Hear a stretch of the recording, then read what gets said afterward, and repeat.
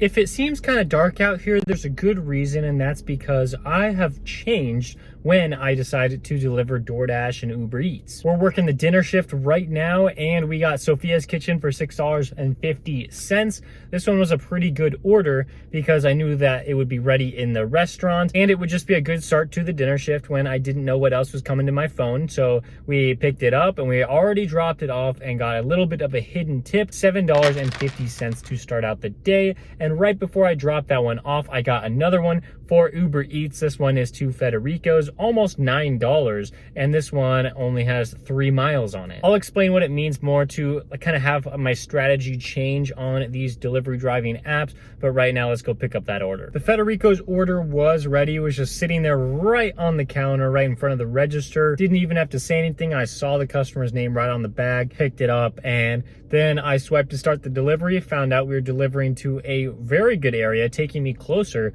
to my hotspot to receive better orders.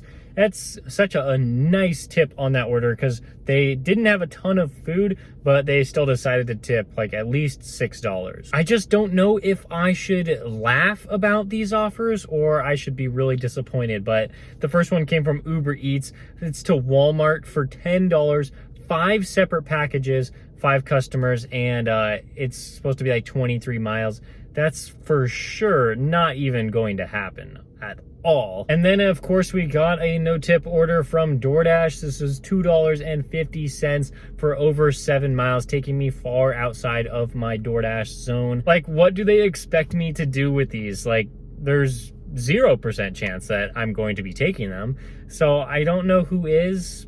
I feel bad for whoever decides to accept those. And you might be asking, what is so good about delivering during the dinner time, completely skipping breakfast and lunch shift and only starting to work at like 5 o'clock? Well, other than this giant sun in my face, I will tell you, after I do this order for Boston Market, $8 here, 4.8 miles. It's a little bit further than I would ordinarily like to accept, especially because there might be a little bit of traffic on the way, but I'm just trying to like figure out when DoorDash is going to be hiding these tips from us. Like, I feel like this one is going to be more than $8 just because there were 6 items when I accepted it, and I hadn't got a good Uber Eats order, so I'm just said, okay, let's just try for this DoorDash order and just like see what happens, see if I get a hidden tip. Had to wait about 4 minutes to receive the food. I think it's okay. It's a lot. There's 2 full bags here.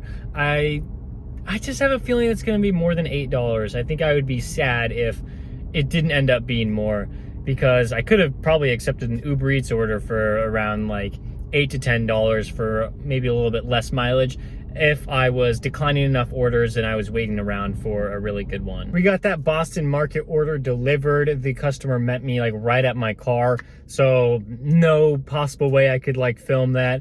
But I did get a little bit of a hidden tip. Pretty excited that I got $11.50 for that order. They had a lot of food on there, so I mean, like, it makes sense why they tipped more, but I'm really glad they did. So the time that you drive definitely matters, and that's why I've chosen, if I only have a few hours to work, it will be the dinner shift. I'm not saying that breakfast and lunch will not be profitable. In fact, I do think you can actually get some decent orders when you know the proper restaurants to go to during the proper times of day.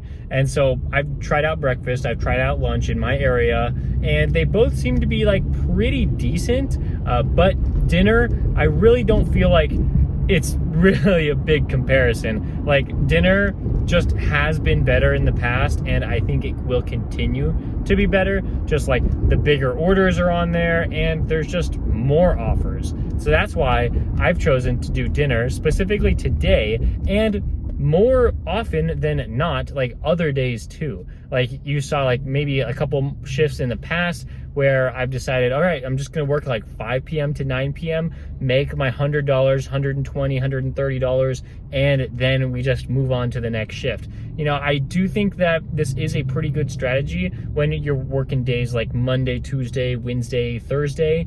When you're working Friday, Saturday, Sunday, pretty much all day is gonna be really good. Right now it's a Wednesday night, and so I'm thinking like lunch could be good, breakfast might be okay, but dinner like has a higher likelihood of being a really good shift. We got one here for Uber Eats. It's a stacked order for $16, under 7 miles. This isn't like the best order ever, but I still think like it's pretty decent. I think during dinner time, you're more likely to get better offers like this. I do know that if I was declining more orders that I would probably be getting something better, but it's Wednesday. It is a dinner shift, so good orders are going to come, but because it's the middle of the week, they might be harder to come by. So we're accepting this one. We had to wait in the store about like 3 minutes to receive both orders. They were from the same store, and now we're driving off. It's not a great location because Uber Eats still doesn't want to show me where I'm going, but that's totally okay. I mean, we're probably gonna get something like at least decent in this area without having to drive all the way back. While we were finishing up the second drop off, I ended up getting a pretty good offer from Uber Eats that I just wanted to take. It was over $10 for under 5 miles. That order that we had for mellow mushroom, I believe that all of the items were ready when I got into the restaurant, but they still had to bag it all up, make sure that everything looked all nice before they handed it off to me. It was a pizza and a couple more items in a bag. And I was like, all right, this one could have a hidden tip. I'm pretty excited to see where we're going to be dropping it off. And unfortunately, it did take us to a not so busy area. I do expect to receive maybe a couple dollars in hidden tip from that mellow mushroom order, just because it was over $10 on the acceptance screen. But speaking of hidden tips, we got a massive one on the first Uber Eats order of the day. I got like $23 for that. That means that the customer absolutely went back into the app after I delivered it and then added the tip or increased their tip, since it was like $6.89 probably, and then they increased it even more. That might be the first time that has ever happened to me, which is so crazy. I don't know why they decided to do that. I do know that I have delivered to this customer before. That's one of the reasons, maybe. Next up came a stacked order from Uber Eats, and it felt very similar to the previous stacked order I got. It was around $16 for 6 miles, pretty much the same thing as the last stack. But this time I was going to 2 restaurants I'd never been before because I hardly ever deliver in this area. The first one was for Panda Express.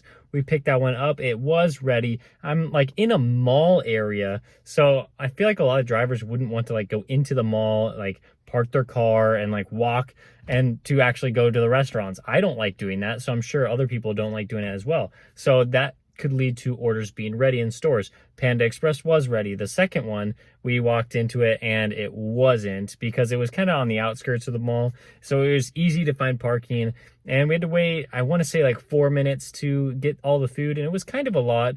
We made our way to the drop-off location, and this is actually really funny because this has never happened to me before, but we finished our first drop-off. Of course, I don't know where I'm dropping off, and so I complete it, I take the picture, and I'm done with it, and then I see them delivering to the house next door. And we did get a little bit of a hidden tip on there by one of the orders. I don't know which one. We were having to make our way back to that hotspot, the same one we got the 2 orders from, just because like it's the closest one. I was like 4 miles away. We started making our way back and we got a huge one, $21 for over 10 miles. Hey, the mileage is really high, but I was actually able to see where I was dropping off this time, and it was bringing me to a pretty good area. So I figured $21, I might as well do it. I mean, it's like all freeway. It's going to be like pretty quick. It was to Dave & Buster's actually. So again, it was to that mall. I had to park my car and walk kind of a long way. Like it took me like 2 or 3 minutes just to walk to the restaurant. When I walked into Dave & Buster's, I saw that the restaurant was like closed, I think. And so I asked the only employee that I saw, like, hey, I have an Uber Eats order, and I'm just wondering if I should go over here, and they said, all right, let me get that for you. I guess they were just like bagging it up because it took like 2 minutes to receive the food. And also, before we confirmed that delivery, we got a stack on top of this for over $10. I didn't know where I was going because it didn't tell me the restaurant. It just said like Phoenix, which is the area I'm in, and so I just didn't know where I was going, but I'm like, it's over $10, additional like 2.6 miles, so let's just do that. So I accepted it, and turns out I'm going to Total Wine, which was great because I know the tips can be fantastic on here.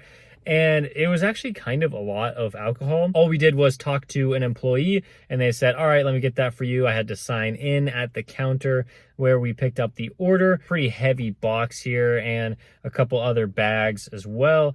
And we made the long trek to the first customer for Dave & Buster's.